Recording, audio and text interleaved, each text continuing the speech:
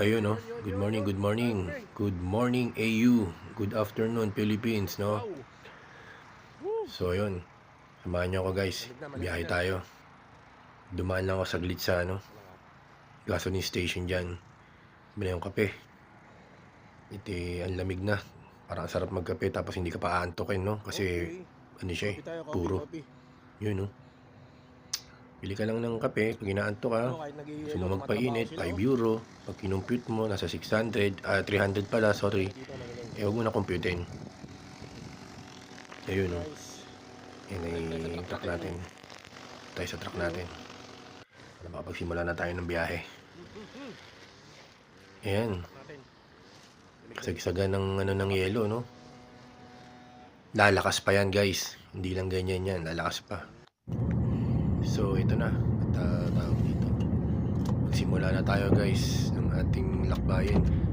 Ang ganda ng dito, background. Akala mo yung nasa pelikula kayo, no? Pero mamaya, makikita nyo,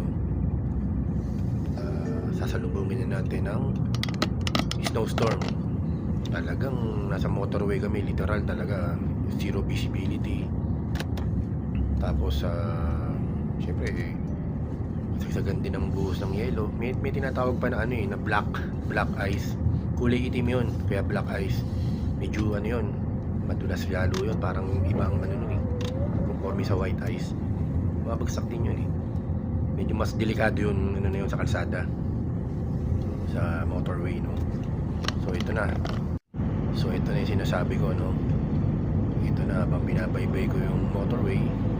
Sa Denmark Ayan ang So ayun na nga, inovertaken kami nito si kolega. So this guy is a Belarusian guy, taga Belarus siya.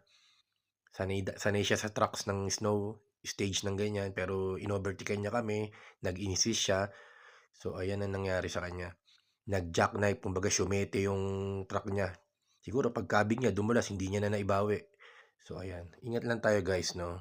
And pray always. Keep on trucking.